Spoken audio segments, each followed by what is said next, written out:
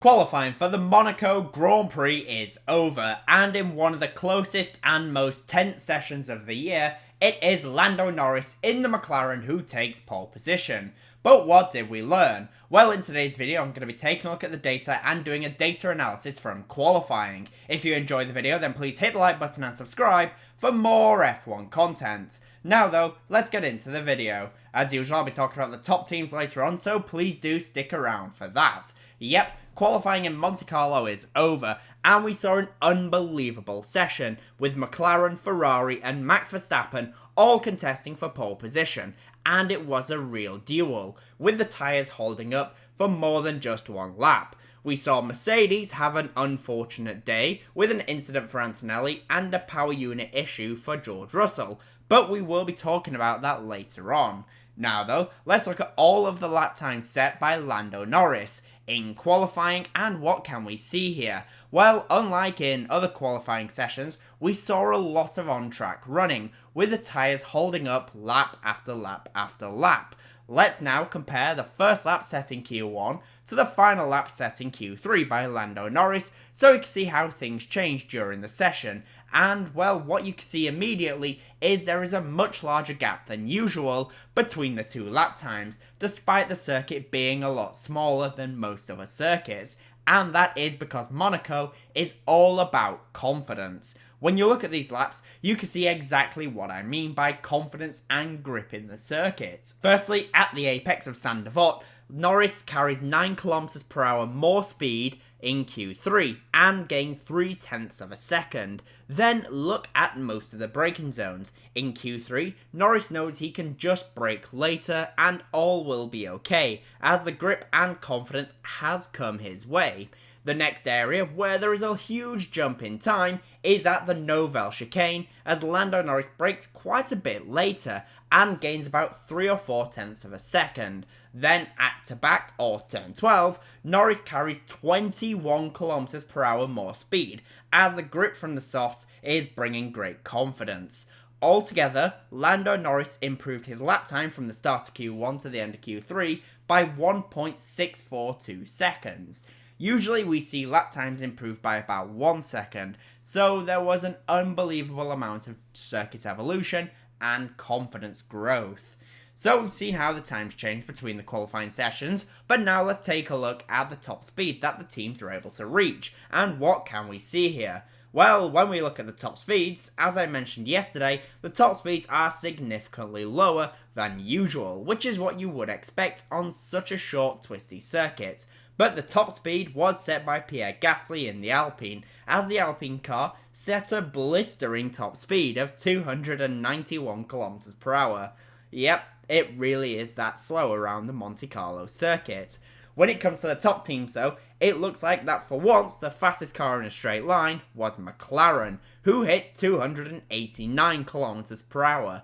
But as I mentioned, that is still very slow for Formula 1 standards. I have a feeling that the reason McLaren was able to get the top speed is because they probably had the most grip out of any of the cars. In general, we do tend to see that the top speed is not really coming from McLaren when they reach 320 km/h, but because the top speed is so low, then they don't really have that time to get the disadvantage. So we've seen the top speeds, but now let's talk about the midfield team and let's talk about Racing Bulls. For Racing Bulls, as I mentioned in the practice analysis video, they are having a fantastic weekend so far, as Isack Hadjar put the car in P6, which has now become P5, and teammate Liam Lawson had a great session, getting himself into Q3 and putting the car in a respectable P9. And both drivers are in a great position to score some points. The question for Racing Bulls is though, can they keep it together for the race and actually get those points? If there is any team that can throw away points, it is Racing Bulls based on last year and so far this year. The question for them though is, will they be caught out by either Lance Stroll or Oliver Bearman, or the Mercedes cars, who I think will be pitting very early in the race in order to get their mandatory stops out of the way. It will be very interesting to watch and find out. I just want to say if you are enjoying the video so far, then I would really appreciate it if you hit the like button and subscribe for more F1 content. Now though, let's get back to the video and let's talk about Ferrari. For Ferrari then, it was an incredible resurgence after a very tricky start to the season, and we were so close to seeing Charles Leclerc put his Ferrari on pole position as he was lightning fast around these streets. We are going to be comparing Norris and Leclerc a little bit later on when we talk about McLaren, so please do stick around for that. Teammate Lewis Hamilton though also had a pretty good session and recovered after a crash in FP3. And for Lewis Hamilton though, he has a 3-place grid penalty in the Grand Prix, which is not ideal, as he blocked Max Verstappen at a dangerous part of the lap. It was unfortunate more than anything, but sadly a grid penalty was warranted. For the Ferrari duo then, let's compare the lap of both Lewis Hamilton and Charles Leclerc to see where Leclerc had the edge. And when you take a look at this lap, it's actually pretty interesting. Pretty much all weekend long, Leclerc has had a few tenths of an advantage over his teammate, and when you look at this lap, you can see where and why. Going into turn 3 for example, Charles Leclerc carried 8 km/h more than his teammate. Lewis Hamilton though, rather noticeably, had a little bit of an advantage when it came to braking, but Charles Leclerc was consistently getting better exits by braking a little bit sooner. Through to back at turn 12 as well, Charles Leclerc was significantly faster than Lewis Hamilton, carrying some 10 km/h more speed. For the Grand Prix itself, Ferrari were in a great position, but with Hamilton taking a grid penalty, then his race has now been made quite a bit more difficult, and it will be interesting to see how and if he can recover. For Charles Leclerc, he has the potential to beat McLaren, but I do think he will need a bit of luck and a bit of help from the strategy, and if there's one thing Ferrari are not very good at, it is getting the strategy right.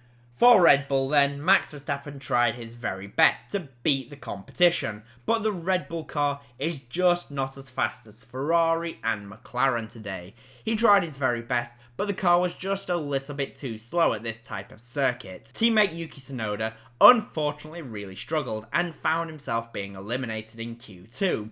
And it feels the exact same as when Gasly, Albon, Perez, and Liam Lawson were driving the second Red Bull car. There is a big difference between the two drivers. Let's now compare the laps of Max Verstappen to Lewis Hamilton, so we can see where Max lost out to Lewis. And when you take a look at these two laps, we actually have something a bit different to what we have been seeing for quite a while, and that is Max actually makes up a fair amount of time on Lewis Hamilton in the slower speed corners. However, it is when we get to the traction zones on the exit of the corners that Max loses out, because as we know, Red Bull is not as planted as some of the other cars when it comes to the exit of slower speed corners, and you can see that on the exit of Portier as well as Anthony Nogues at the final corner. Really, it is these spots where Red Bull are still really losing out. In the Grand Prix itself, Max Verstappen will be hoping for a bit of strategy magic to try and get involved with the cars ahead of him, but if that doesn't happen, then I have a feeling he will be stuck and will finish in 4th place, as he doesn't have the pace of the top 3, at least this weekend. For Mercedes then, it was an absolutely disastrous day, as Kimi Antonelli hit the wall at the end of Q1 and teammate George Russell lost power in Q2, making their challenge in the Grand Prix a very difficult one, and points will now require some strategic decisions. I have a feeling that Mercedes will opt to pit both cars very early in the Grand Prix if they can, in order to get them out of any traffic, and just run the cars in clean air for as long as they can, and try to get a massive undercut. That is, of course, unless anyone else around them tries the exact same thing. Mercedes are going to need as much clear air as possible if they want to try and recover to some points-paying positions. But with Monaco being the way it is, I have a feeling that is going to be very difficult for them to actually achieve. Finally for McLaren then, it was an unbelievable pole position lap time by Lando Norris as he smashes the track record, setting a blistering 1:09 .954 and only just beat Charles Leclerc to pole position. It was an incredible lap, as was all of the laps at the end of qualifying. Teammate Oscar Piastri will be starting in P3 after he set a time of a 1 minute 10.129. But how did the times of Charles Leclerc and Lando Norris compare? Well, let's compare their 2 laps, which is what I know you have actually been waiting for. And when we look at these 2 laps, it is honestly very tight and very, very close between them for the entire lap. There is almost nothing to tell between them. Lando Norris does get a better run through Sandevot and edges ahead of Charles Leclerc, but through the following corners, they are basically identical, as they are both wringing everything out of their cars. Leclerc does get a bit of an advantage out of Portier, and that is where Ferrari has been strong all weekend. But rather surprisingly, when it came to the exit of Anthony Nogues, it's actually Lando Norris who was the faster driver and got a better exit, and because of that, he will be the one lining up on pole position. This is a very big race for Lando Norris and this World Championship, and honestly, I am very excited to see how this race plays out. So with that in mind then, what are my final top 5 predictions for the Monaco Grand Prix? Well, in P5, I'm going to go for Fernando Alonso in the Aston Martin. It has been a very, very long time since I've been able to say that, but yeah, Alonso could get a P5 result today. In P4, it will be Max Verstappen in the Red Bull. P3 will be Oscar Piastri in the McLaren. P2 will be Charles Leclerc in the Ferrari, and I'm going to go for Lando Norris to win the Monaco Grand Prix. But those are my thoughts. The question is, what do you guys think will happen? In the comment section down below, please do let me know. And as always, comment, leave a like and subscribe for more F1 content. Thank you all so much for watching.